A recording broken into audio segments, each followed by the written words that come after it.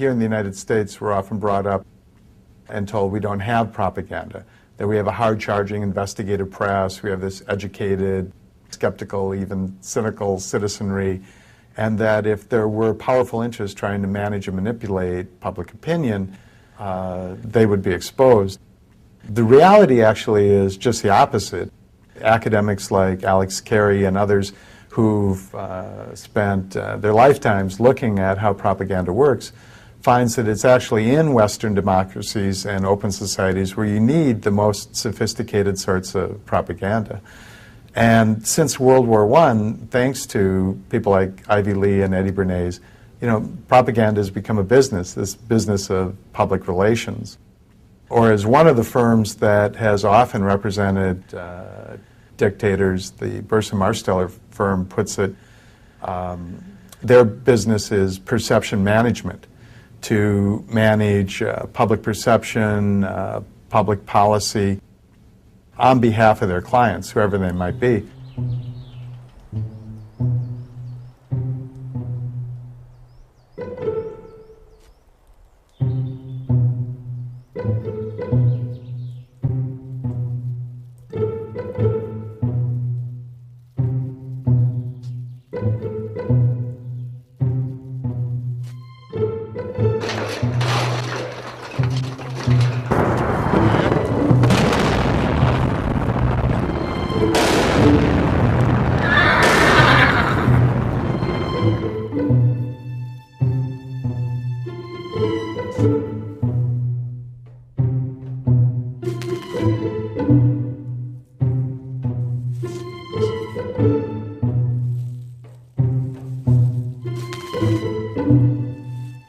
April 9th, 2003. Throngs of Iraqis spontaneously attack a statue of Saddam Hussein, the face obscured with Old Glory. Later, the stars and stripes are replaced with red, white, and black, symbolizing the transference of power from the liberators to the liberated. Defense Secretary Donald Rumsfeld describes the scenes as breathtaking. For the British Army, they are historic. BBC Radio calls them amazing, and they were, because the entire event was staged. Years after the operation, a U.S. Army report admitted that the toppling of the Saddam statue had been engineered by a psychological operations group. The document states, "Our TPT, or Tactical PSYOP team, saw the statue as a target of opportunity." A week earlier, another psychological operation laid the groundwork for what followed.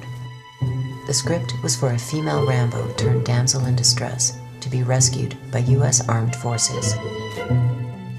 In the situation that we're talking about here with Private Lynch, as you know, on about the 23rd of March, her 507th maintenance company was ambushed. A number of the members of that maintenance company were killed, a number captured, and a number were unaccounted for, she being one of them. We waited 24 hours to get the cameras there to set up the whole thing to make this big rescue, and the SWAT team goes in to save her, and then she becomes an instant celebrity overnight. That story happened the same day that the tanks were rolling into Baghdad. That's the same day that we shelled the Palestine hotel where the independent journalists were. The same day we blew up Al Jazeera's television station.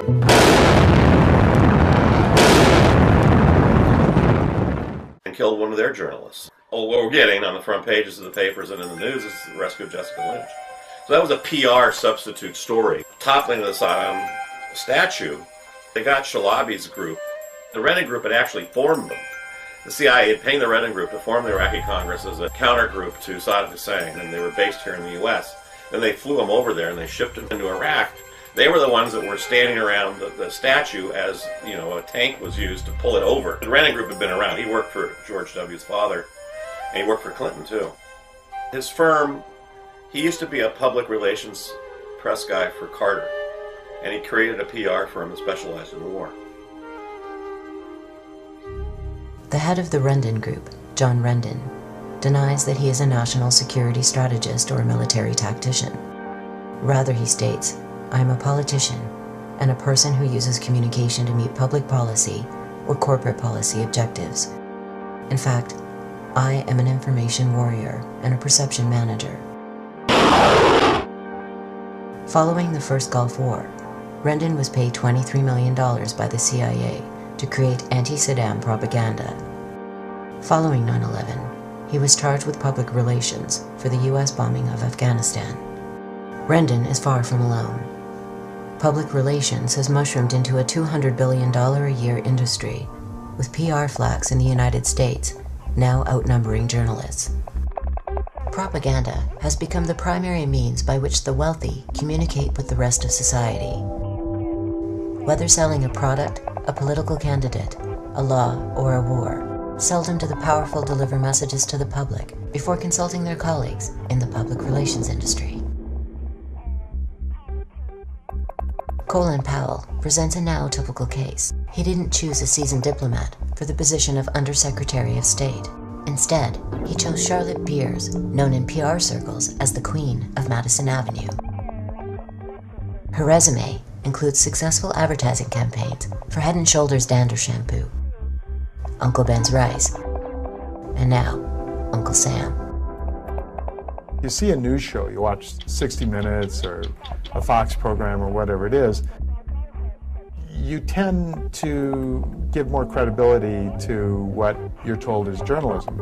If an advertisement comes on, hopefully you tend to be more skeptical of that because obviously somebody put an awful lot of money into crafting this slick TV ad and airing it.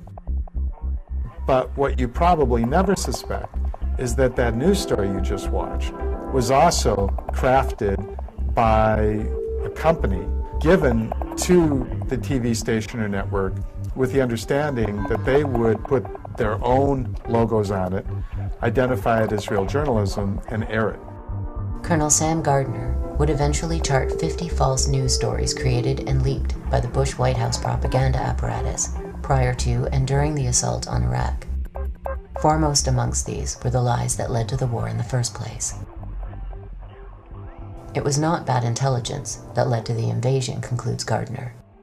It was an orchestrated effort that began before the war and was meticulously planned to manipulate the public. In 2002, when the Bush administration was conducting its massive public relations campaign to sell the war, out of Donald Rumsfeld's office in the Pentagon, there was something now referred to as the Pentagon Pundits program, where literally scores of former high-ranking military generals and admirals and colonels were getting their talking points for their appearances on TV news shows directly from the Pentagon. They would literally go to the Pentagon, be on phone conferences with the Pentagon, travel with the Pentagon, and then go on TV as supposedly independent sources. Although most of them were actually being paid in the private sector because these are retired military officials by defense contractors, and many of them were actually registered lobbyists for military contractors. So there's a bit of a conflict of interest right away when your bread and butter is based on being able to sell armaments and bombs and missiles, and you're supposed to be just a patriotic ex-general giving an honest opinion of what's going on. And even though that's illegal, there's no way to really stop it. And the most powerful medium through which it occurred refuses to even report on the scandal. You've got just a massive problem, and that's where we're at. There were clear warning signs long before the age of the embed. During the assault on Serbia under President Clinton, a report emerged by the Dutch journalist Abe de Vries, revealing the presence of PSY warriors working at CNN. They derived from the 3rd Psychological Operations Battalion at Fort Bragg in North Carolina. De Vries quoted Major Thomas Collins of the U.S. Army Information Service. PSYOPs personnel, soldiers, and officers have been working in CNN's headquarters in Atlanta through our program, training with industry. They helped in the production of news.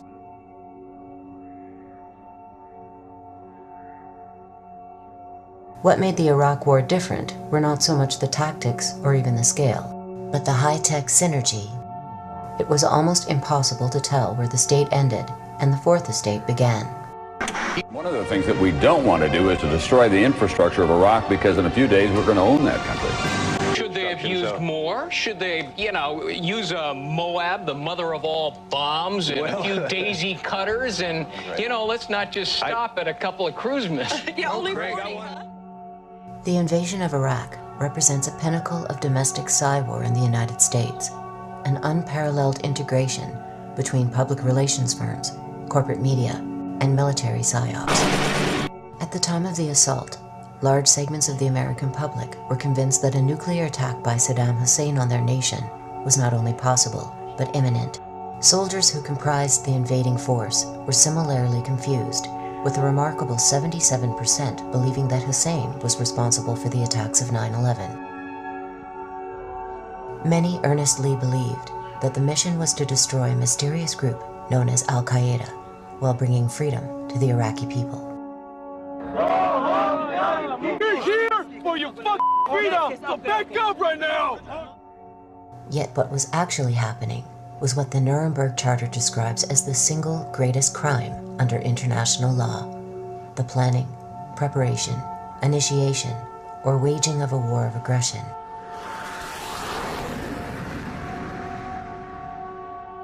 Seven years later, the results of the invasion are clear. According to The Lancet, one of Britain's most respected medical journals, approximately 600,000 Iraqis had been killed from the invasion as of 2006. By 2009, a polling agency put the number at over 1 million. 4 million Iraqis have been made refugees in their own country. Their entire society is shattered. How did the land of the free and the home of the brave arrive at a place where citizens could be manipulated with such efficiency and on such a massive scale? Our story begins in an unlikely place, a coal mine.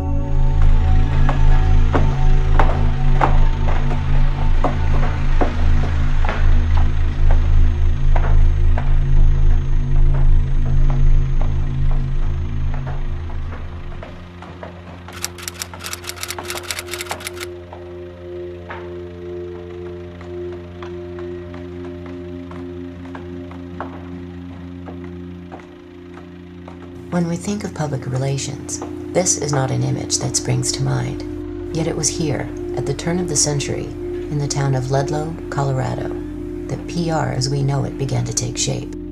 From the beginning, it was steeped in class warfare. The conditions that men, women, and children worked under in 19th century America were very much like what we think of now as the conditions in the global South, in which 13, 14-hour days were not uncommon. Living conditions were often in barrack-like housing. Children worked right alongside their parents.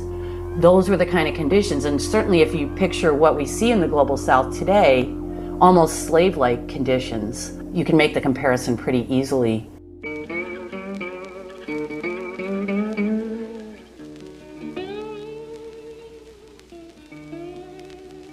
Like workers in most other industries at the time, the coal miners in the town of Ludlow were organizing to win basic rights. In 1914, the United Mine Workers Union called for coal companies to grant safe working conditions, tolerable wages, and compliance with state mining laws.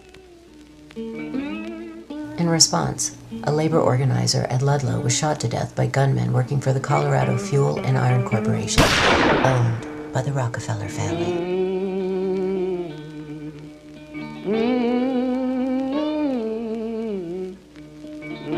Then as now, the Rockefellers were synonymous with wealth and power.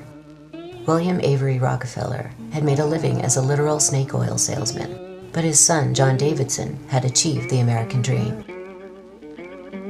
His fortune was built by exploiting oil reserves in Mexico and the United States.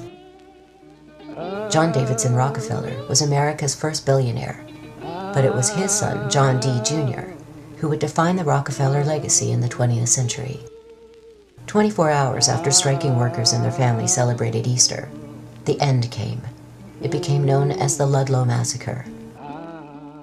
The strike went on from the fall of 1913 to the spring of 1914, and they still couldn't break the strike. The strikers were living in tent colonies set up by their union, the United Mine Workers, And in April of 1914, the National Guard, which at this time was being paid by the Rockefellers, National Guard, attacked the tent colony. Men, women, children, killed many people, set the tents afire. We found the next day the bodies of 11 children and 2 women who were burned, suffocated to death in that fire. That was called the Ludlow Massacre. A brief glance at events prior to Ludlow reveals that the brutalization of workers in the United States was not an unusual occurrence. 60 years earlier, in 1847, a nationwide general strike was met with violent oppression by federal troops. Over 30 workers were killed and 100 wounded at the Battle of the Viaduct in Chicago. In 1894, federal troops killed 34 American Railway Union members, also in the Chicago area. The troops were attempting to break a strike led by Eugene Debs against the Pullman Company. In 1897, 19 unarmed coal miners were killed and 36 wounded by a posse organized by a sheriff near Latimer, Pennsylvania. Most of the workers were shot in the back while attempting to flee. The worldview of the great capitalists at the turn of the century can be summed up in the words of William Vanderbilt. In response to a suggestion that the New York Central Railroad should adjust its train schedules to accommodate the public, he replied, "The public be damned."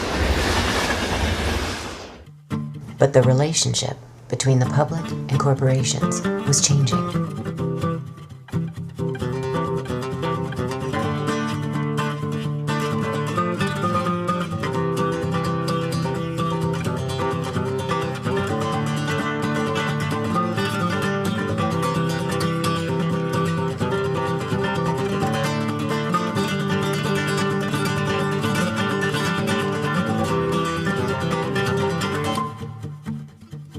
Decades of organizing and rebellion had given rise to a vast network of labor groups with increasing political power.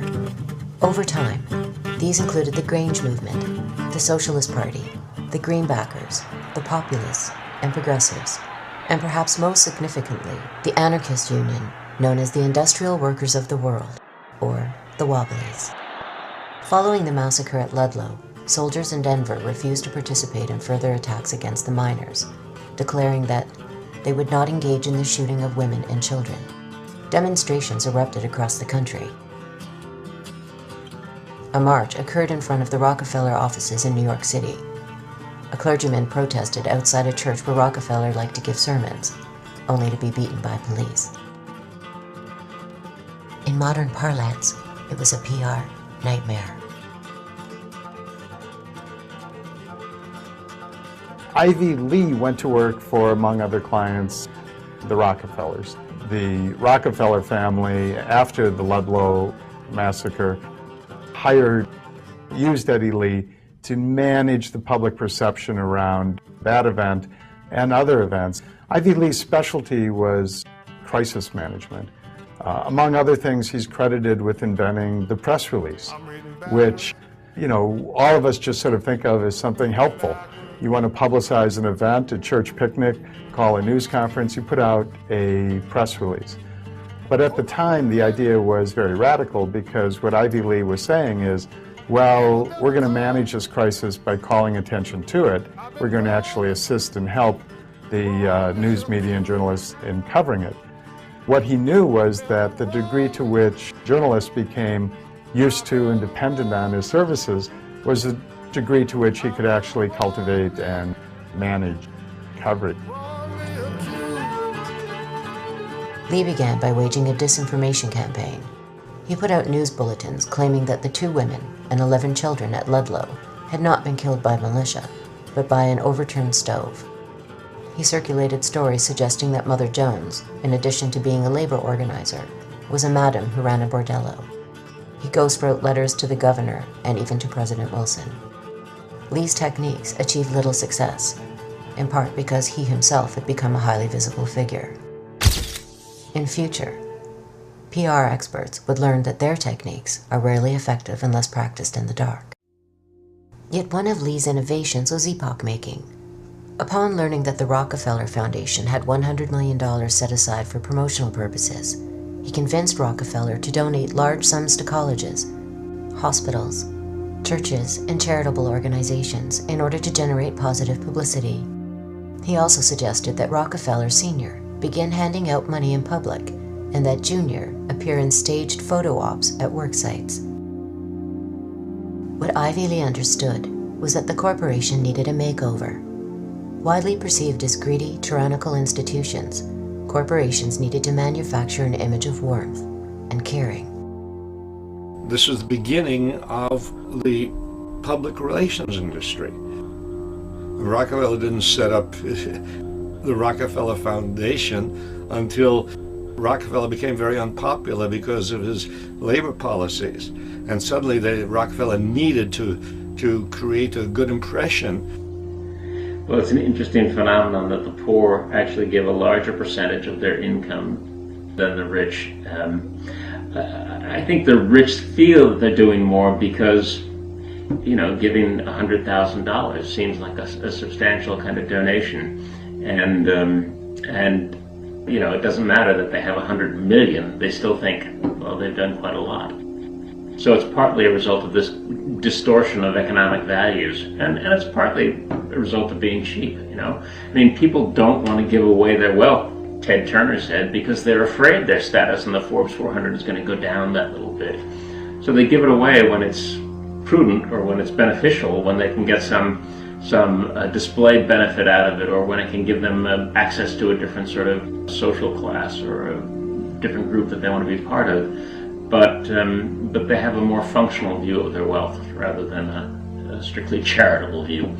Charity, and private charity, and you might say government charity.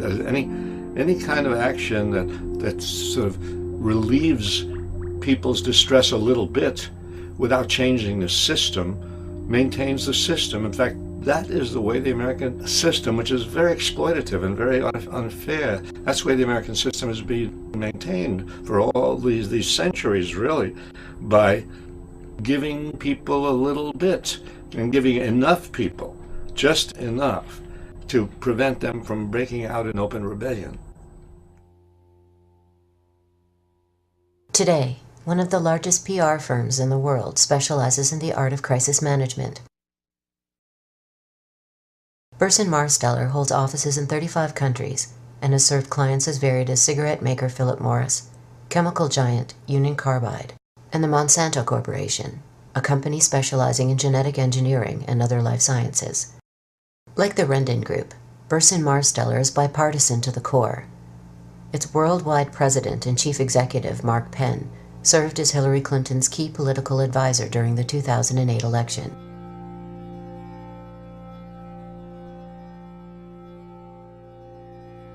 The most disturbing facet of Burson Marsteller is its willingness to work with the world's worst human rights violators. They ran PR for the Indonesian government as it committed genocide in East Timor. They worked closely with the Nigerian government and Royal Dutch Shell during and after the Biafran War in Nigeria, and they helped to improve the image of a US-backed Argentine military junta led by General Jorge Videla. One of their clients in the 1970s was the brutal Argentine junta, which had taken control of the government there and was rounding up dissidents, systematically torturing, beating, killing people, and flying out over the ocean and dumping bodies. Not a really good public image.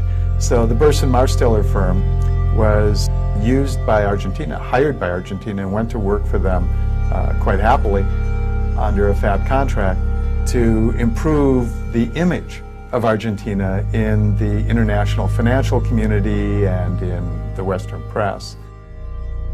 In some ways, it should not be surprising that public relations has evolved into companies like Burson Marsteller and the Rendon Group. Looking back at the career of its first guru, we find a remarkably similar pattern.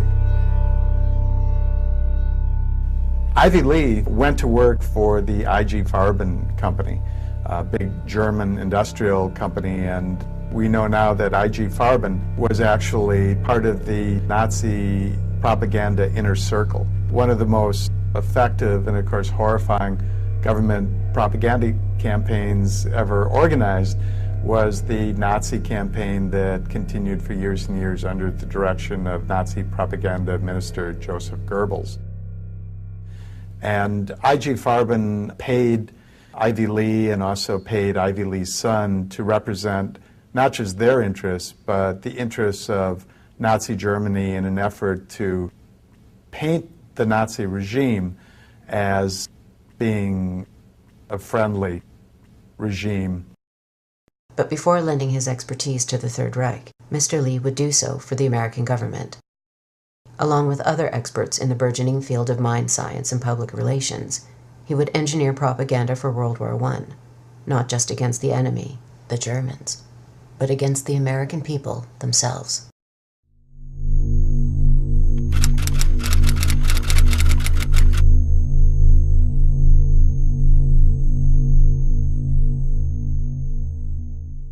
We often talk about propaganda being relatively recent, but of course it isn't. Even in ancient societies that weren't democratic, especially large states, it was understood by elites that if you don't have the support of the people, you could be in trouble. And so a fair bit of attention was actually given to legitimizing military adventures. I'm remembering here a passage from an old Chinese text, I think it's Han Feizi, so it would be about 2,300 years ago, where the author of the book says, in general, and I'm quoting now, in general, war is a thing that the people despise. Therefore, when a young man is to be sent off to war, his wife, his parents, his family should gather around him and say to him, conquer, or let me never see you again. And this is a very powerful sense of well, first of all, the violence done to that young man, but also of the sense that war is disgusting to most people, and it is often not in their best interest, and therefore one needs all kinds of songs and dances. And in this case, threatening the young man essentially with dispossession. You can't return to your family, you can't return home, you'll be disgraced, honor, security, everything is being played upon her. And it continues. So yeah, national security is one of the most powerful notions in modern times. To swindle, I think, people to do things that are not in their best interest, and to support massive military complexes that are not in anybody's interest, but that are like cancers feeding on society frequently. Propaganda and persuasion have been around for centuries, eons, but propaganda in its modern sense can be traced to the 15th and 16th century when the Catholic Church was in a tough competition with the Protestants over how to articulate a religious vision for the world. And the reason that I mention this is that it shows that propaganda is about mindset, it's about ideology, it's about worldview, how people see things, as distinct from an individual policy or whether you happen to like this candidate or that candidate. So that's where the word came from, for propagating the faith. And that's the way the word was used up until the early 20th century. And then what emerged, particularly with World War I, was the application of this propagating the faith to refer to international affairs, to refer to what a national government would do, a national security policy.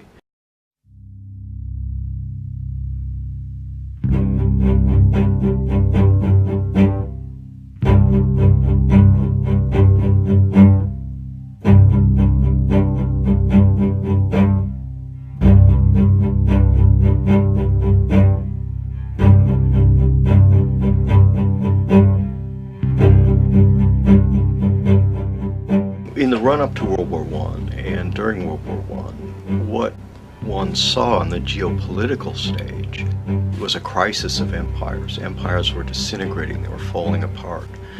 The British Empire seemed extremely strong at that time, and yet nevertheless was in a downward phase. It couldn't afford to support its own army, for example. Same with the French.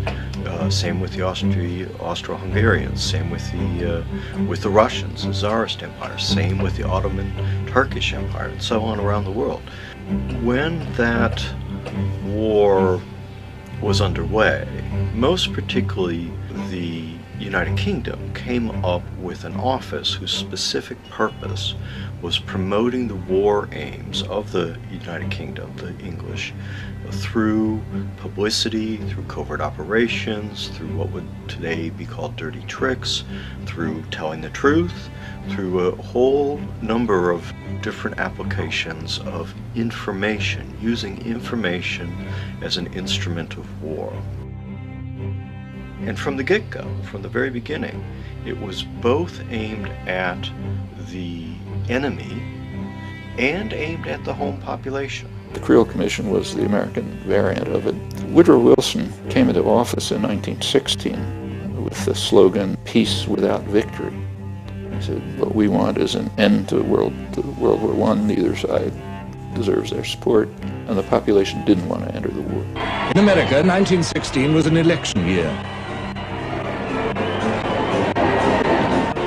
The war was the dominant issue. The election campaigns of the parties crystallized the sway of opinion.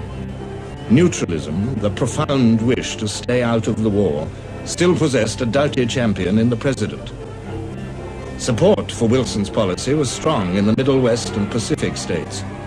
Europe's war seemed more remote there than on the Atlantic seaboard.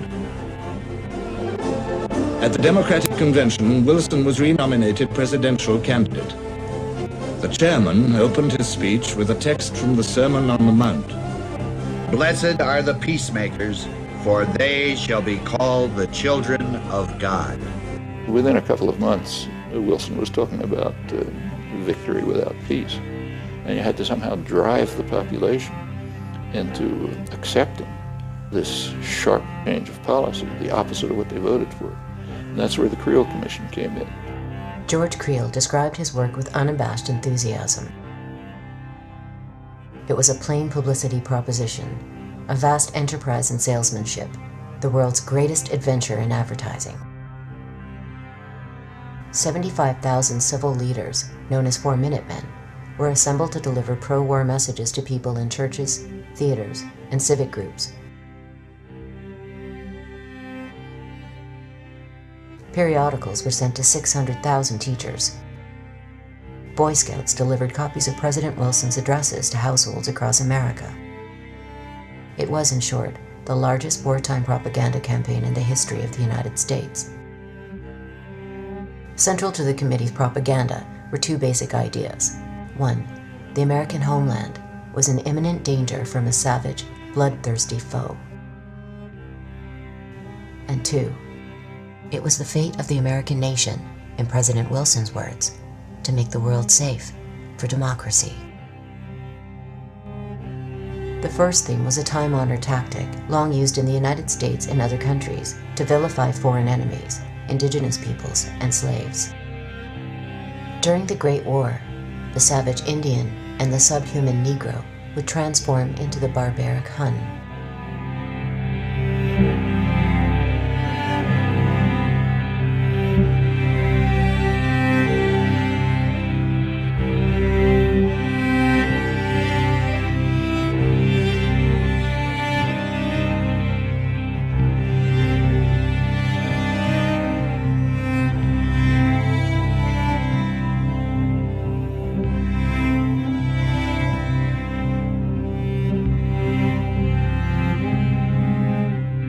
The caricature of the bloodthirsty Hun was bolstered by a series of fake news reports leaked by the new propaganda industry and disseminated to the public.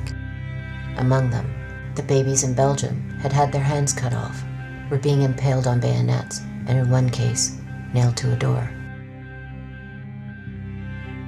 That a Canadian had been crucified by German soldiers, and that dead bodies were being boiled down in so-called corpse factories to be used for ammunitions and pig food. In a foreshadowing of the Freedom Fries incident, sauerkraut was renamed Liberty Cabbage. False atrocity stories would become a staple for nations in wartime throughout the 20th century. A recent example occurred prior to the first Gulf War. While I was there, I saw the Iraqi soldiers come into the hospital with guns. They took the babies out of the incubators, and left the children to die on the cold floor. As it turns out, the massacre of babes never occurred. The young girl was actually a member of the Kuwaiti royal family and had been coached by the public relations firm Hill and Knowlton to give persuasive false testimony. Kids in incubators, and they were thrown out of the incubators so that Kuwait could be systematically dismantled.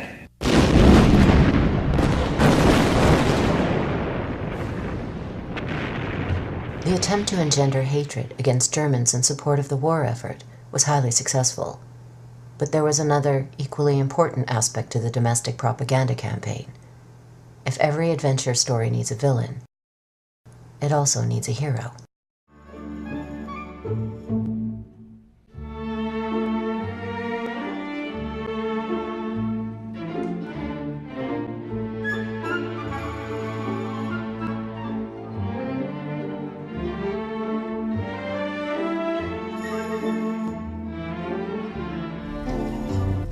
Now this is a song I made about when there's drafting the men.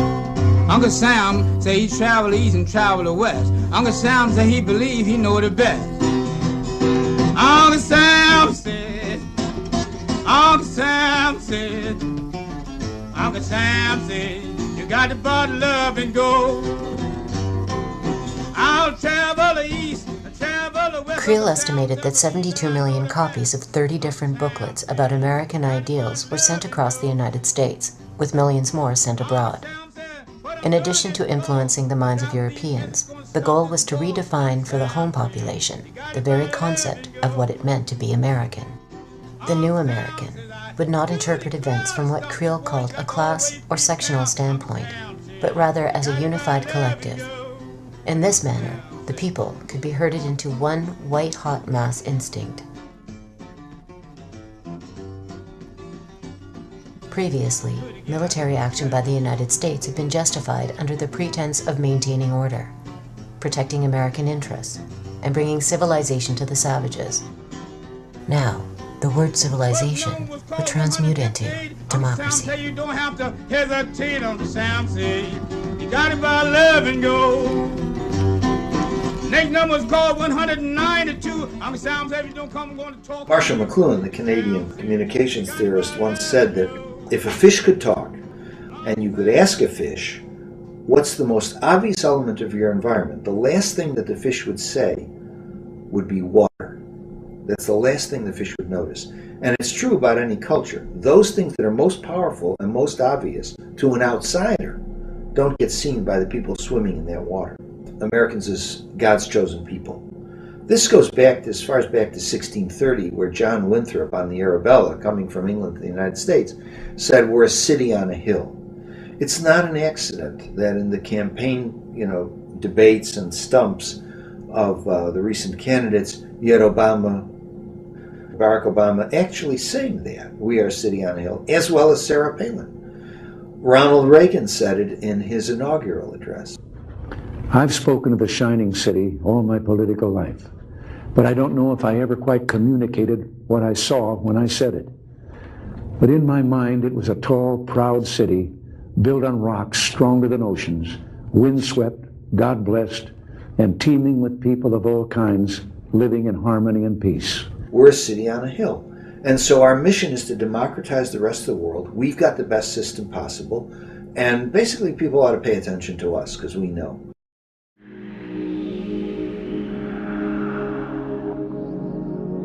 The idea of a particular state cast as savior of the world would be taken to new heights in the United States. But it wasn't an American invention.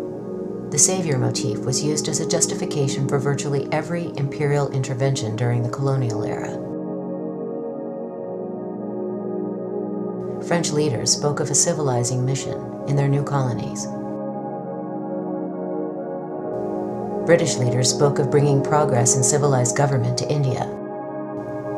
Imperial Japan spoke of unleashing an earthly paradise in Asia, while the Third Reich dreamt of a worldwide utopia.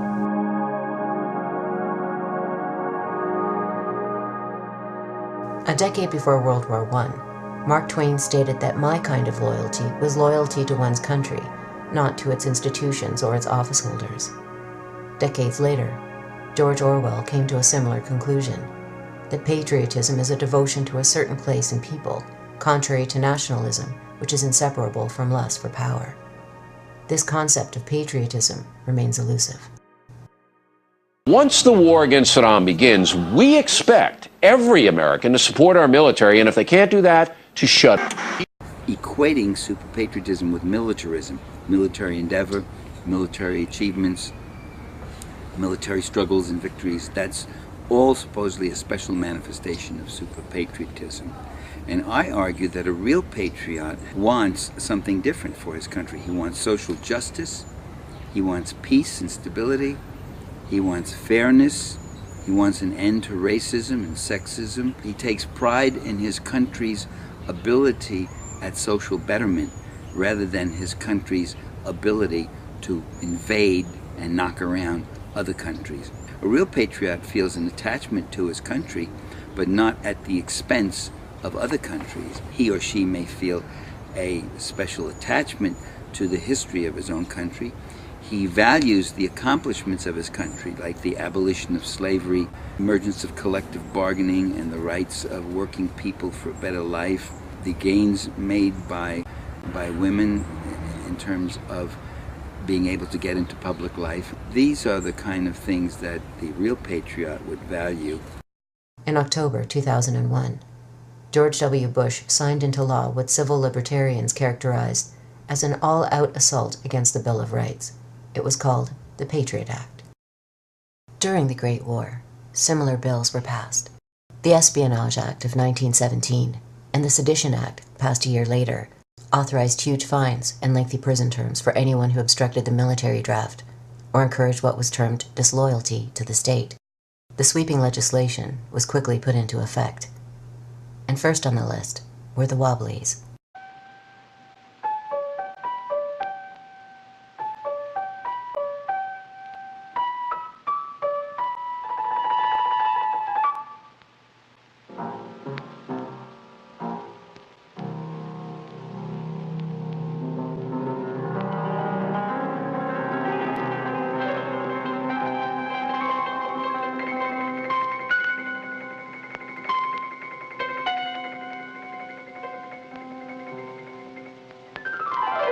In many ways, the Wobblies were the most impressive example of a union movement in the history of the U.S. working class. Wobblies was the nickname for an organization called the Industrial Workers of the World, IWW, which flourished in the first decade and a half of the 20th century. The American Federation of Labor, which was the main craft union at the time, refused to organize African Americans, immigrants, and women workers. So that meant excluding the vast majority of the working class from the union movement. Along come the Wobblies, and they set out from the beginning specifically to organize immigrants, women, African Americans alongside white workers in what they called one big union. They led some of the most successful strikes. One of their strikes was the first sit-down strike at the time. Women workers played leadership roles, something that was absolutely unheard of at the time.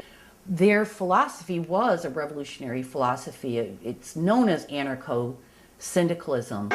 A federated, decentralized system of free associations incorporating economic as well as social institutions would be what I refer to as anarcho-syndicalism, and it seems to me that it is the appropriate form of social organization for an advanced technological society in which human beings do not have to be forced into the position of tools, of cogs in a machine.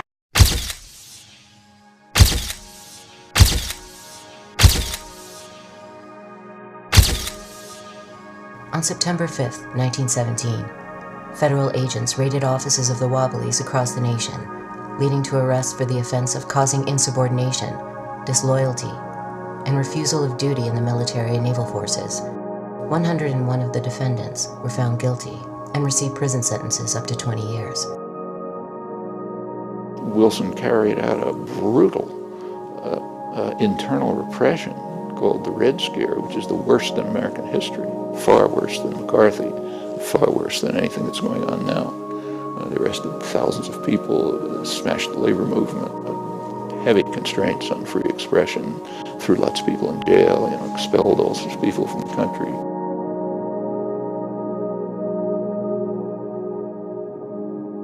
Yet what had started as a hunt against radicals soon spread to every corner of American society. Patriots were encouraged to inform on friends and neighbors who spoke out against the war, while surveillance increased dramatically, not only by the military, but by seemingly benign institutions like the postal system. The state flourishes in time of war. The state goes stronger in time of war. The state accumulates power. The military is enhanced. The forces of repression are enhanced. War is an opportunity for the government to grow in power. By the time the war ended, the total number of deaths had reached approximately 9.7 million soldiers, with millions more suffering life-changing injuries and severe post-traumatic stress. To what end was not clear. The massive bloodshed had not made the world safe for freedom and democracy. What it had done was produce enormous fortunes for a handful of corporations and banks, while leaving the worldwide labor movement in disarray. If the Great War had been a test of the Constitution and the concept of balancing the powers by each other, it failed. The United States Supreme Court, established in Schenck versus United States and Abrams versus United States, that the federal government could suspend constitutional rights when the nation faced, quote, a clear and present danger. Randolph Bourne, speaking of the Great War as a whole, responded preemptively with a now famous dictum. War, he said, is the health of the state.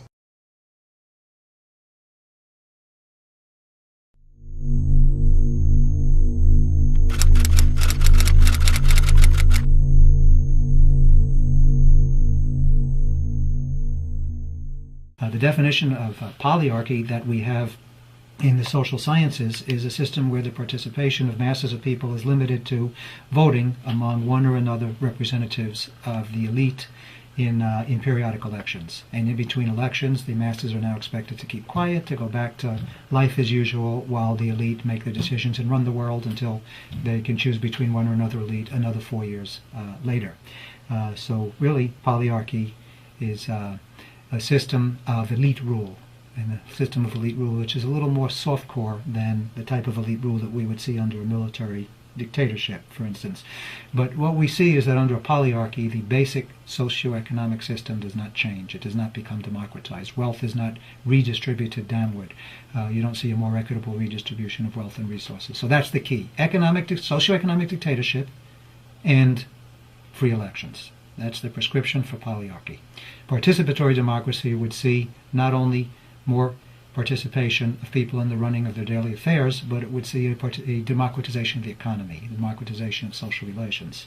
In the 20th century, you can't really talk openly about rule by the rich. That doesn't sound nice. The devices that have been developed, propaganda devices, are ruled by the more competent, the technocratic elite, the responsible people, the educated sectors. There's a huge literature on this, but maybe the primary source for the 20th century is the leading public intellectual of the 20th century in the United States, Walter Lippmann, highly respected commentator on public affairs, also a theorist of democracy. During World War I, people who later emerged as sort of the founding fathers of modern communication research, modern communication applications, mass media applications.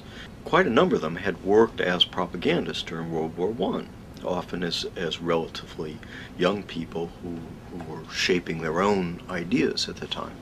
One of them was Walter Lippmann, and Lippmann has emerged really to this day as a leading intellectual light of a particular way of looking at society. Today, Walter Lippmann is known as the Dean of American Journalism. Yet during the Great War, he had been chief leaflet writer and editor of a U.S. propaganda unit.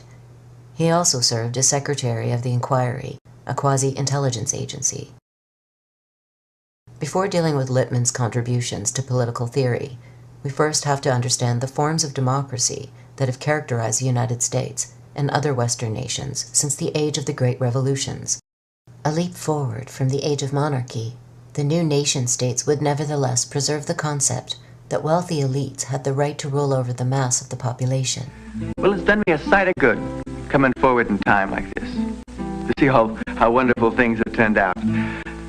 But I wish I could take you back with me, back in time, back those 200 years when we were starting as a nation. I wish you could have seen this country then.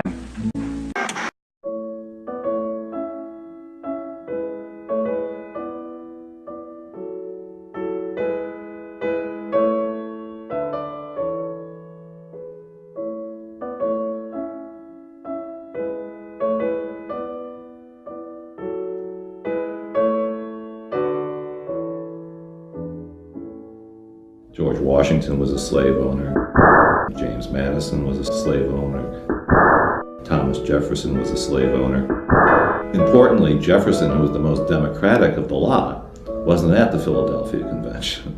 He was ambassador to France, and he picked up a lot of radical ideas from the French Revolution, which didn't exactly endear him to people like Alexander Hamilton. The initial divide in American politics then goes back to those roots.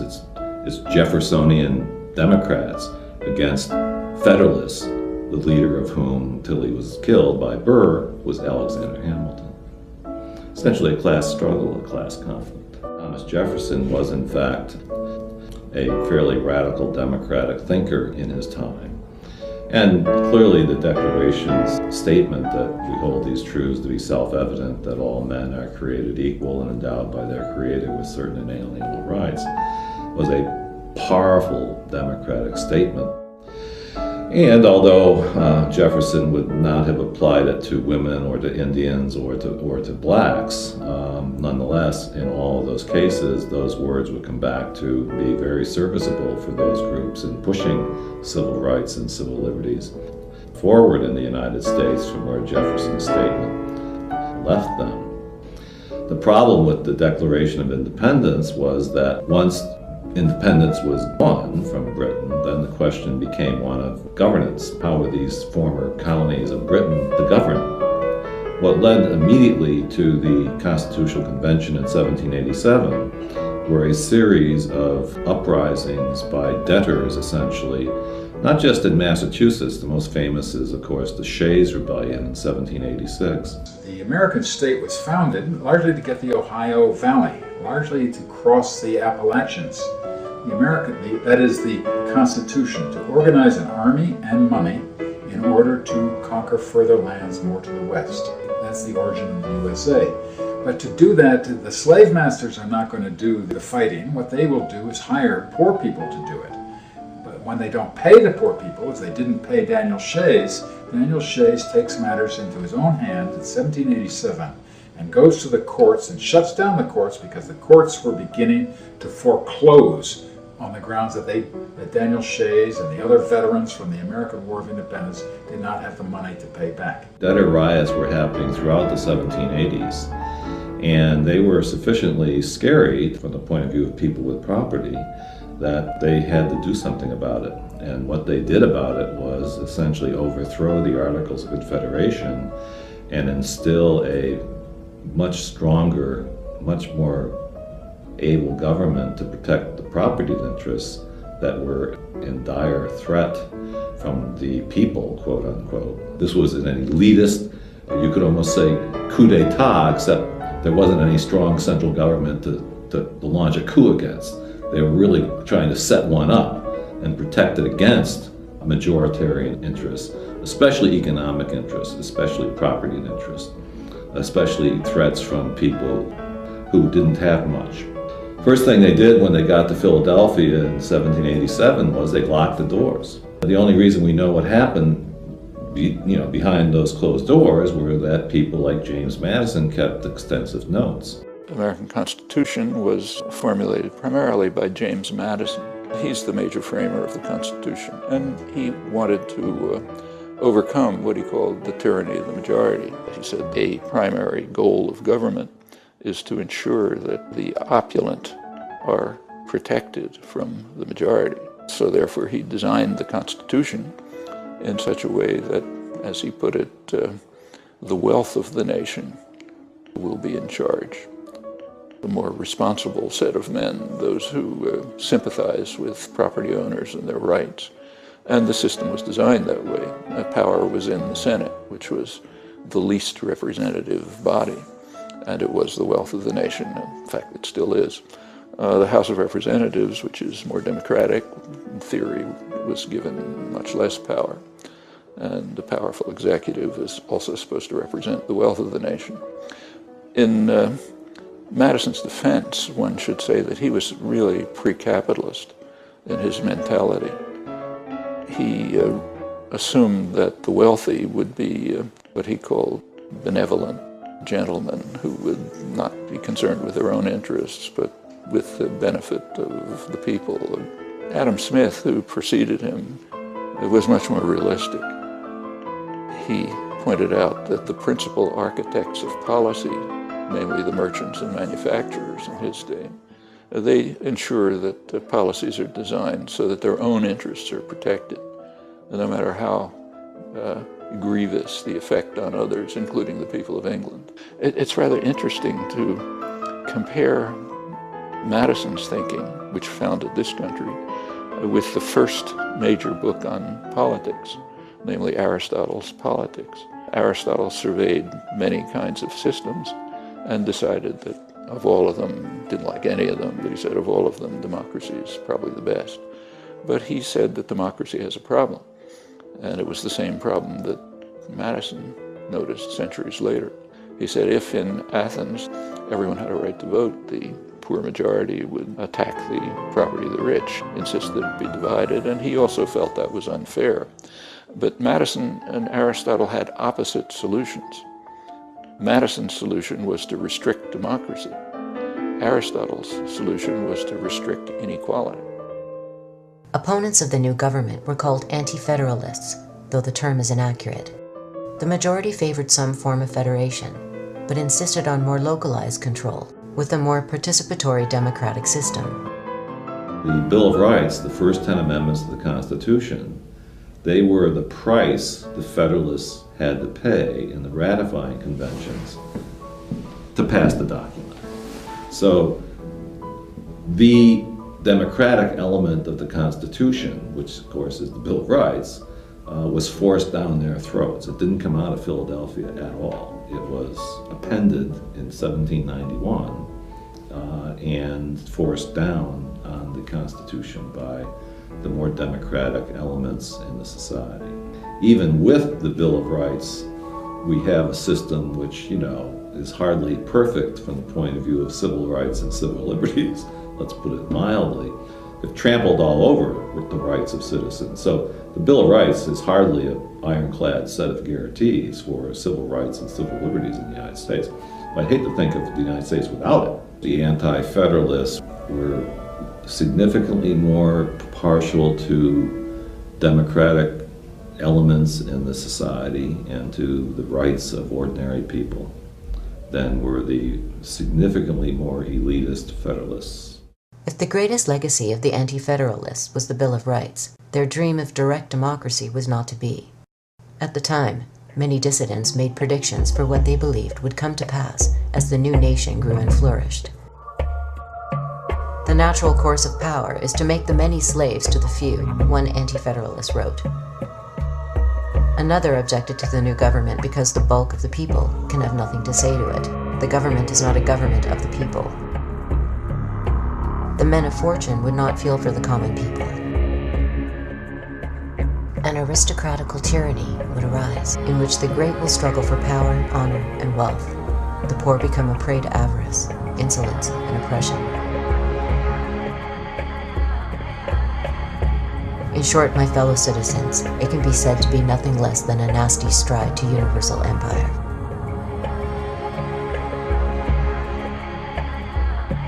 A significant model for both the Federalists and anti-federalists were the Iroquois, who had created a highly sophisticated and democratic federation of self-governing units. In stark contrast to European forms of government, the Iroquois people had the ability to immediately remove corrupt leaders. Women played a significant role in decision-making. Everyone was permitted to participate in debate and policy formulation. Native Americans were exceedingly democratic in the way they operate. No society is perfect. When you make comparisons, you see that. They were sometimes small, but sometimes 30,000, 40,000 people and more in a large confederacy that operated on a basis of mutual respect. Mutual respect that developed out of experience, because if you didn't treat people equally, then they were going to give you trouble. Societies were exceedingly collaborative, but they were also exceedingly individualist. The individual was honored, but the values were collaborative because you had to get along. Everybody was included in every decision that affected them. Elders obviously were honored. They knew more. You listened to your elders, but everybody had a say. You have an extremely participatory society, and as it moved up to larger, there's a great deal of decentralization. So if you had a large number of people, and they would be in a federation, the village would decide for itself. The tribe would then decide, but the individual villages would have to decide. Then the tribes in the federation, their representatives would meet. But they wouldn't decide for everyone. They'd have to have the consensus of local people. So if there wasn't consensus already, they would have to go back and discuss it. So that to the extent that there was representation, these were representatives who were truly representative. They would have to go back. They wouldn't keep their positions unless they consulted people. And they knew that. Even if they had the authority to make a decision, people would go elsewhere and not keep them as leaders if they didn't listen to them and they didn't treat them. By and large, you had a much more participatory society, and even on the larger, more representative level, the representatives really had to listen to their constituencies. Ironically referred to as primitive and savage, Native Americans had actually created a far more democratic system of self-governance than any civilized nation in history. But their anarchic models, as well as the more limited democratic systems proposed by the Anti-Federalists, were incompatible with Madison's elitist vision. In republic and parliamentary democracy alike, citizens would be reduced to passive observers. They would be allowed to pick and choose which individual made decisions on their behalf, but they would not be able to make those decisions themselves. Returning to the period after the First World War, we find widespread support amongst intellectuals for Madison's elitist interpretation of democracy. According to Walter Lippmann, the public's function in politics was to be interested spectators of action, but not participants. Yet Lippmann perceived a problem. New technologies in communication and transportation had awakened millions of disenfranchised people to a new world outside their towns and cities, while traditional economic, political, and social structures remained in place. Something had to change. But rather than advocate structural changes in society's institutions, Lippmann suggested that propaganda readjust the public mind. In his essays on democracy in the 1920s, which are incidentally called progressive essays on democracy, he was a Wilson, Roosevelt, Kennedy liberal in the American sense. He says that the majority are simply incompetent. They are ignorant and meddlesome outsiders, in his view. That's the majority of the population. And to allow them to participate in decision-making would be a complete disaster. So therefore we have to design means to ensure that what he called the responsible men, of whom he was of course one, are protected from the roar and the trampling of the beasts, the ignorant majority.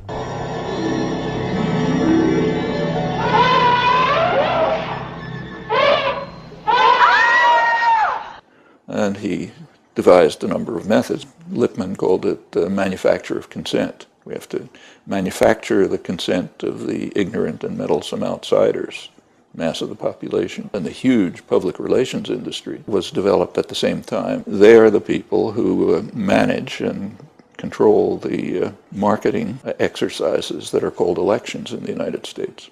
They are marketing exercises, and they're well aware of it. Apparently we have all been wrong. It is pronounced California. Ladies and gentlemen, the governor of the great state of California, Arnold Schwarzenegger.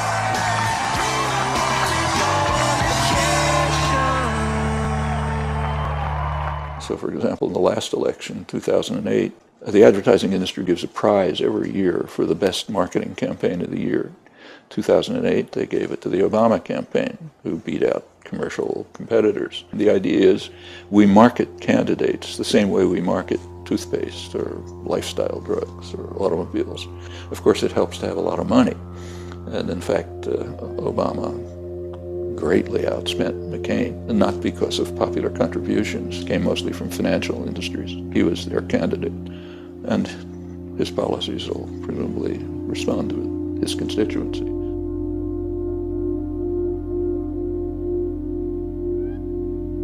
Prominent intellectuals continue to argue that the world's complexity makes democracy impossible. A recent cover story in Time magazine claimed that democracy is in the worst interest of national goals. The modern world is too complex to allow the man or woman in the street to interfere in its management. A man who surely would have agreed was Edward Bernays. Like Lippmann, Bernays served as a propagandist on the Creel Committee, and like Lippmann, he went on to refashion wartime propaganda for peacetime aims. In his classic text Propaganda, Bernays suggested that elites regiment the public mind every bit as much as an army regiments their bodies. Bernays considered mass mind control so crucial that it constituted, in his words, the very essence of the democratic process.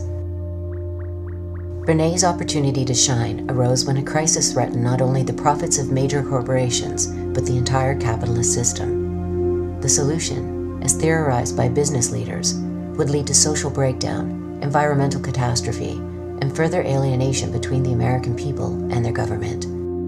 It would also lead to wealth on a scale never before imagined.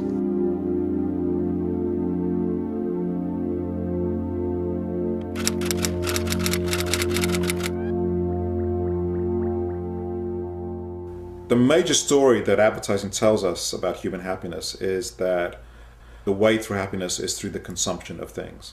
And that, in fact, buying something in the marketplace will make you happy.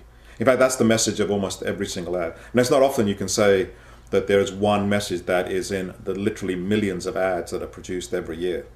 But I think that is the message. The message of advertising as a whole is that it's better to buy than not to buy. That, in fact, the way to become, and that you will be happier as a result of buying than not buying. And I think that idea, in fact, I think is the major force for global social change. Over the last 50 years.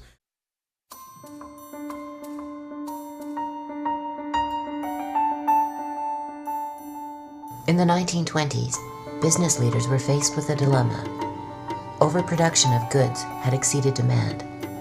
Production between 1860 and 1920 had increased by 12 to 14 times, while the population only increased by a factor of 3.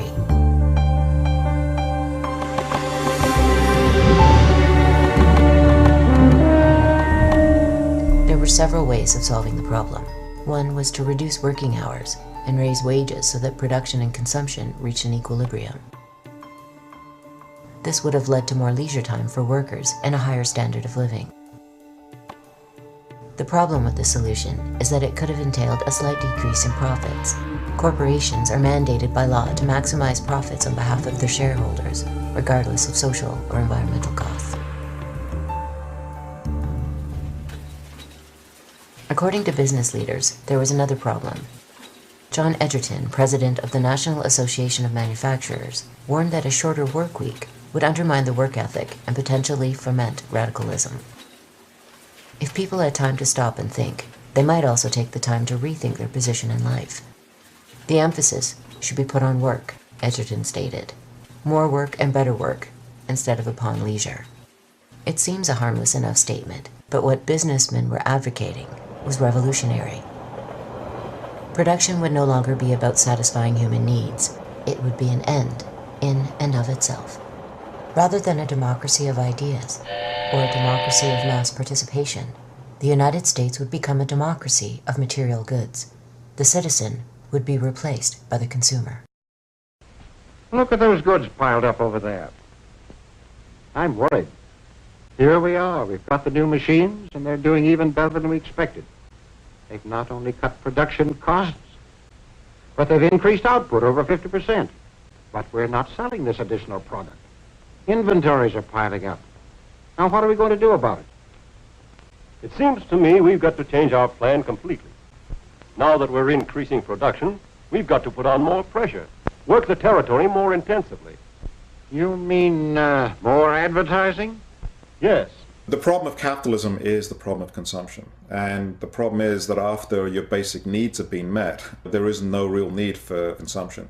And so you have to convince people that, in fact, their identities are based upon the consumption of objects for which there is no material need. That's the problem that comes from the expansion of the market. If you look at advertising, it's a very interesting history. In the first period of advertising, we can say right up until about the 1920s, advertising talked about goods themselves. They talked about how they were made, what they did, how well they lasted, etc. It really is a discourse about objects, about what goods did. However, starting around 1920, that changes. And from that period on, advertising doesn't really talk about goods themselves. They talk about the relationship of goods to our needs. At the center of the new strategy was Edward Bernays. If Walter Lippmann had concerned himself with an overarching analysis of mass media and democracy, Bernays would devote most of his energies to propaganda on behalf of the corporation. His uncle, Sigmund Freud, would serve as his muse. Rather than focus on the intrinsic worth of a particular product, Bernays suggested a strategy where products became linked with the unconscious desires of the public. In this manner, there would be virtually no limits to either production or consumption. Freud's nephew was a man by the name of Bernays, and he's regarded as the father of modern public relations, particularly in the United States.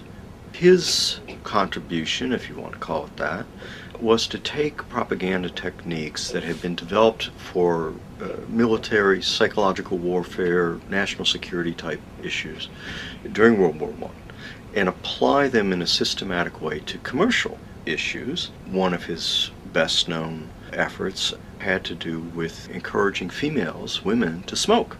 He would stage beauty pageants, he would stage what would today be called photo ops and that sort of thing, in which smoking by women was portrayed as women's liberation, was portrayed as a way to be free and empowered, is getting addicted to nicotine. The audience, the market, in Bernays' mind, had a clear desire to be free, to be stronger, to be more self-empowered. So women clearly wanted these things. Along comes Bernays in the tobacco industry and says, here is how to have it.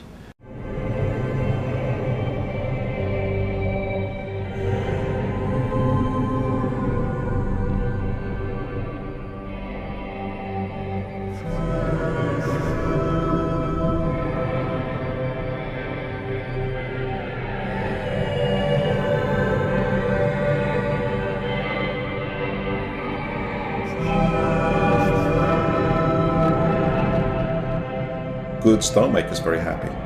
Goods are not central to satisfaction. What actually really makes people happy are non-material things. What makes people happy seems to be things connected with sociability. I don't mean to say by that material things have nothing to do with happiness. Poor people are not happy. They don't have access to clean drinking water. They don't have access to food. They don't have access to shelter. So it's not that material things are not connected to happiness. They are to some degree. But once you get past a certain level of comfort, material things simply don't provide us happiness. At the same time, there is this giant propaganda system of advertising that is, again, perpetually telling us that the way to happiness is through objects, the way to happiness is through consumption. What makes people happy are things to do with society, with connection, with personal connection, with autonomy, with relaxation. In fact, when you ask people what it is that makes them happy, goods very rarely come into it. However, the problem is that capitalism has to sell goods. The marketplace provides goods, and therefore what it did was it took the images of the life that people really want, which is a life of meaning, of connection, of sociability, of friendship, of family, of intimacy, of sexuality. Those are the images that it took, and it linked them to objects. And so advertising is both true and false at the same time. If it was simply false, it wouldn't work. But advertising is true to the extent that it reflects our real desires. As bizarre as it may sound for people who dream of fantastic wealth as a cure for unhappiness, the same holds for the wealthy. Beyond a certain level of material comfort, deprivation is relative. At the bottom level, sure, it's $5 million to $10 million a year. But once you've got 5 or 10 million, that doesn't seem like enough, because you're associated with people who have 15 or 20. And when you get 15 or 20, then it's 50 and 100. And you wind up never feeling as if you have enough. And in fact, people really never even thought of themselves as rich, even when they were colossally rich, because of this phenomenon that psychologists call relative deprivation. They were comparing themselves not with you and me, but with each other in this little world that they'd come to inhabit.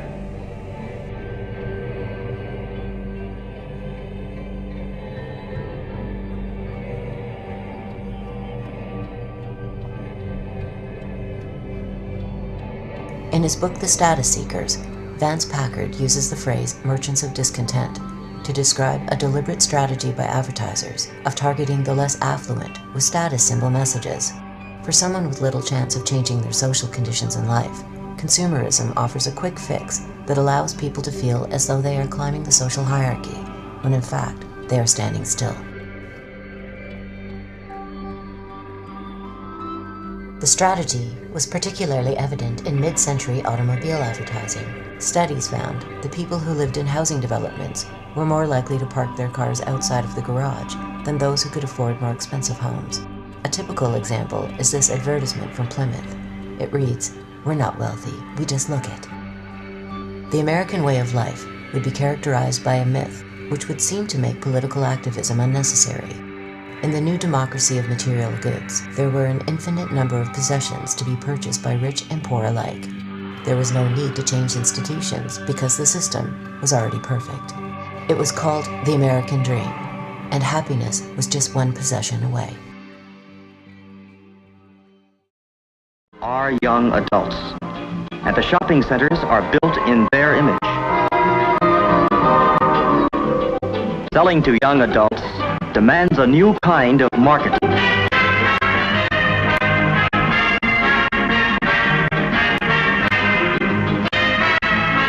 For these young adults, the shopping centers have built fountains, commissioned statues, put in restaurants, and freestanding stairways.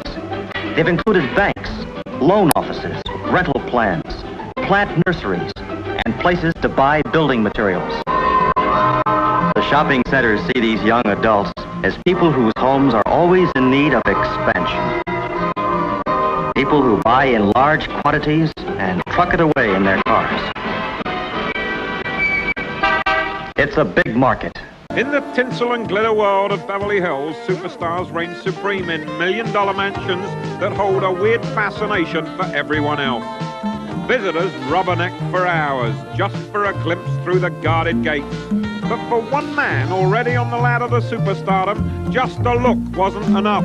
For him, it was love at first sight.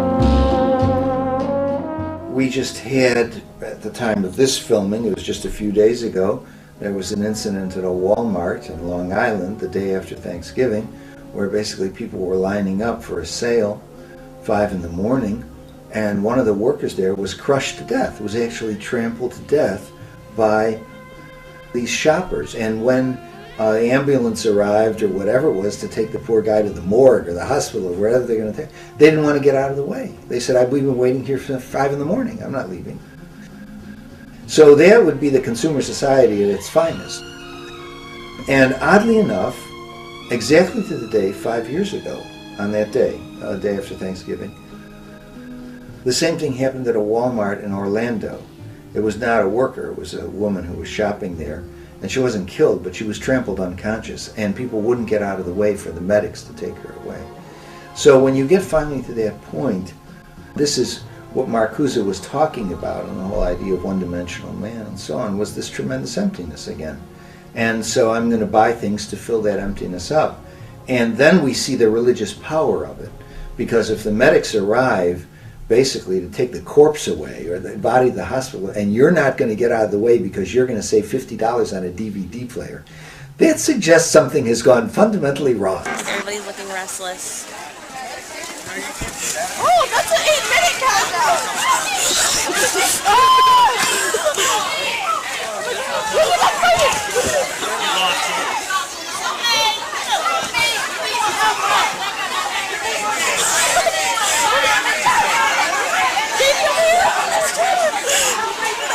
Bitch, I slapped you in the face! What is going on? I think there's not much difference between assuaging your anxiety by buying things and investing in the American dream. They seem to go hand in hand. The American dream is a story about how society works. The American dream says that if you work hard, you will succeed. You know, the bedrock of our economic success is the American dream. It's a dream shared in big cities and small towns across races, regions, and religions, that if you work hard, you can support a family. That if you get sick, there will be health care that you can afford. That you can retire. That you can retire with the dignity and security and respect that you've earned. That your children can get a good education and young people can go to college even if they don't come from a wealthy family. And so it says we may start off with different positions. There are people who are rich and there are people who are poor, and they're born into different kind of contexts. But the playing field is level. That's the dream. That's the dream of, you know, pulling yourself up by your own bootstraps. The problem with that is actually at odds with how social mobility works. Social mobility actually is much more based upon class and upon the resources that you have available to you into which you're born. Hi, I'm Paris Hilton, and you're here for the fit on MySpace. Let's go check out my shoe closet first. So, welcome to my shoe closet. As you can tell, I really love shoes. Part of those are material resources, and part of those are also cultural resources as well. There are class structures that keep people mostly in their places. There are some slight exceptions to this where there's movement between, you know, one rung and another, but the level of social mobility is remarkably low in the society. And then the American dream is punctuated by these very visible examples in the media that show us people who are poor who are now rich. And now the question is, if those people are rich, if those people have made it, and a vast majority of the people have not, and the major thing that separates them is their own hard work, then the reason that the vast majority of people are where they are is because that is where they deserve to be. You didn't work hard enough. You're not intelligent enough. The right to life, liberty, and the pursuit of happiness. Some are smart, some not. Some are successful, some not. The United States never had mass prosperity throughout its history. It was just a period from 1946 to 1980 where the prosperity was really, it looked like it was just going better and better and better for everybody. And that came after World War II, with the backlog of tremendous earnings from war industry and such. The GI Bill that came in that developed a whole new big professional class and the like. And that lasted till about 1980. Since then, there have been cutbacks to human services, cutbacks in educational opportunities, and greater inequality. Since 2000 to 2008, the inequality between the very rich and the rest of us, that inequality is greater than it's been throughout the 20th century. So we're back to like 1900 in terms of inequality. Everybody just can't make it. Throughout history, the rich have always argued that the poor are the authors of their own poverty.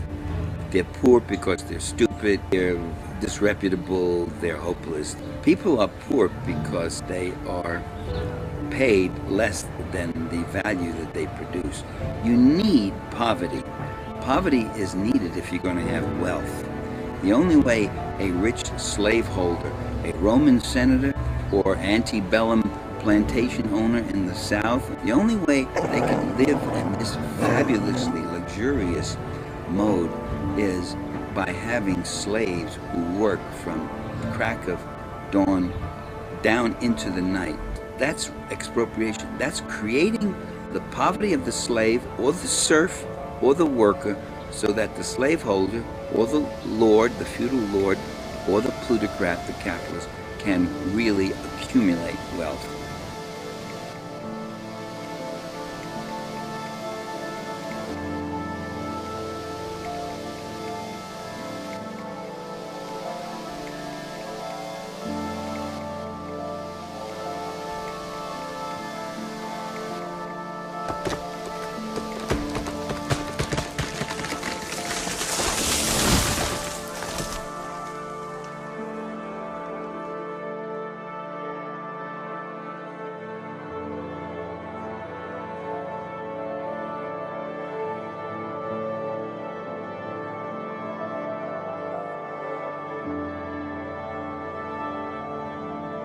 The idea that human happiness is connected to the immense accumulation of commodities.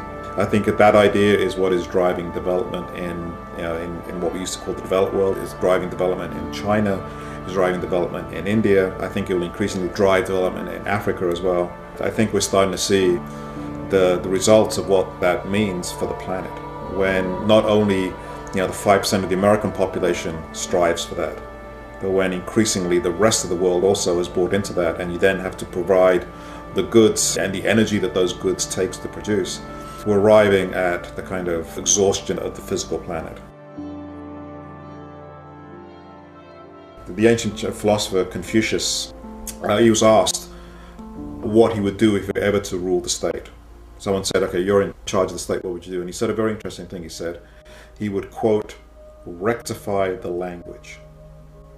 And I think if he was asked that in the modern age, he would say, let me control the media. If you can control the stories, you don't need to have soldiers on street corners to control them. You can control people in their own heads, in their own imaginations. On the one hand, it's really depressing because it's like, how do you then get out of it? Because there's no way you can have control of the media. There's no way you can compete with these stories that are told thousands of times a day through advertising, through programming, through newspapers, through the internet now, through video games, through all kinds of ways. At the same time, the reason I'm hopeful, the reason actually gives me some optimism is that capitalism has to do that. That unless it does that, they know that things will fall apart. So capitalism in that sense is like a house of cards. A house of cards, it has to be constantly held together. We have to be told every single day what this story is. And they have to do it every day because it's unnatural. If it was natural, they wouldn't have to do it. And if they stop, they know that in fact it would fall apart. That actually is the great hope for me. Is in fact the amount of time they have to spend convincing us about the value of this society is in fact what gives me hope that that there's an alternative just below the surface, and that alternative is much more human, much more compassionate, is much more connected to concern for other people, is much more connected to concern for the planet, and that it's being held down by this incredible and relentless propaganda system.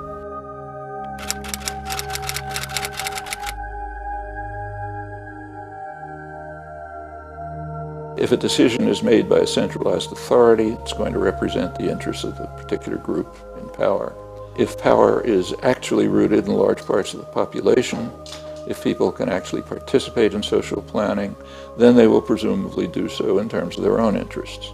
That's why Madison, for example, and Lippmann, and Bernays, and a whole host of others have argued that we cannot permit the population to participate, because if they do, they will pursue their own interests, not the interests of the wealth of the nation. If you have centralized power, they'll use it for their own interests.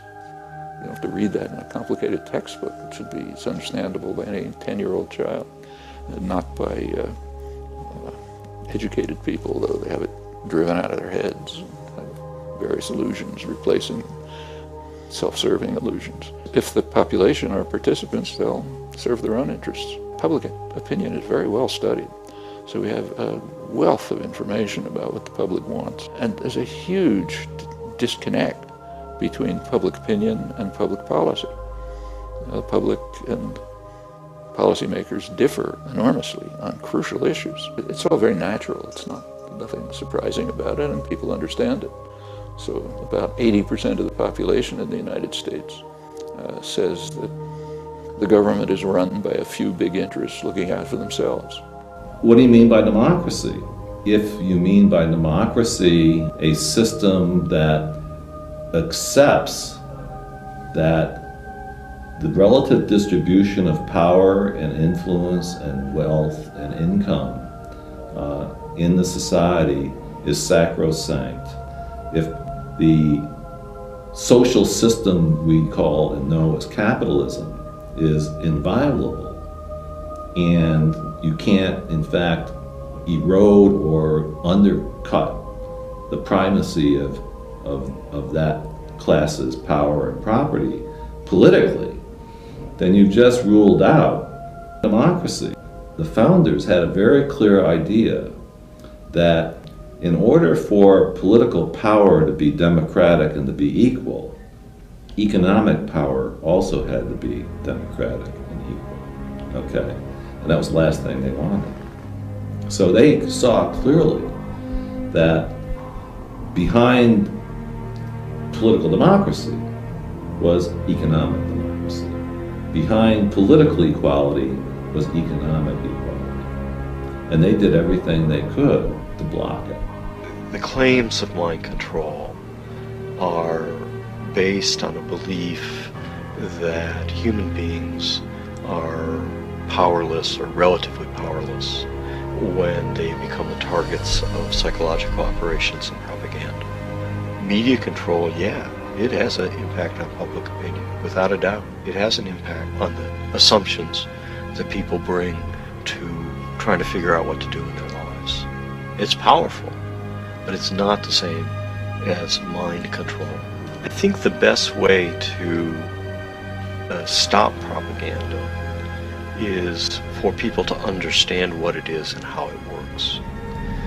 I don't think we're going to stop propaganda so long as we have freedom of speech. And frankly, I think that's a good thing for us. But there will always be people who exploit freedom of speech for their own ends. But propaganda loses its effectiveness if people understand what is going on. A very important thing that can be done to reduce the power of propaganda is to force the players to the surface, so that where you have campaigns, political campaigns, product campaigns, cultural campaigns that are organized by big propaganda agencies, public relations agencies, then part of the task for people who are observing this going on is to make this public, make it understood that what's appearing on the front page of the Washington Post, for example, really is a propaganda or public relations campaign that's coming from a particular faction of society who are paying for it, and that they have names. It depends on what people believe, what people perceive, what people know. And for a democracy to really function and thrive, unlike Eddie Bernays, I would say what we need is more information, more freedom, more transparency, and more information about who's manipulating public opinion and the public mind. Eddie Bernays believed that fundamentally people were unable to govern themselves in a democracy because most of us were just too dumb to figure it out.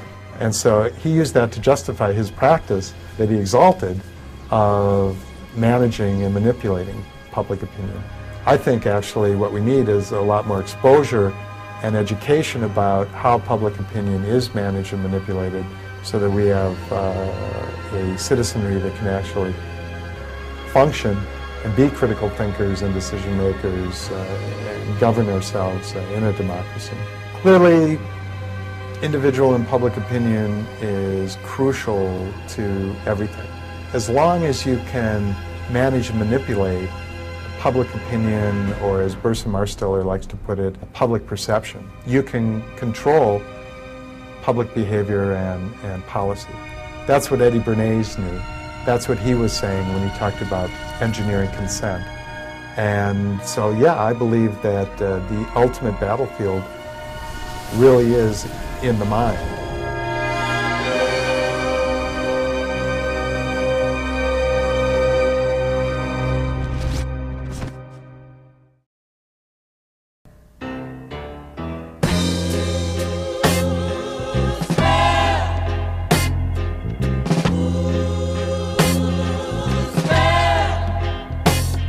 I put a spell on you.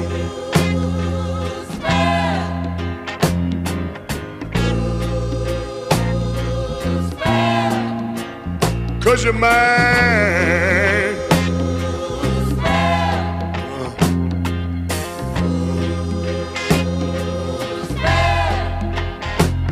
Stop the things you do.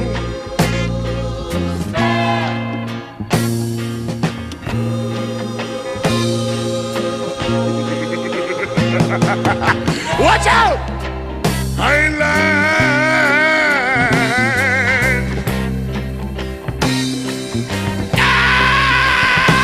I can't stand. Woo! No running around. I can't stand. I can't stand no putting me down. Spell on you.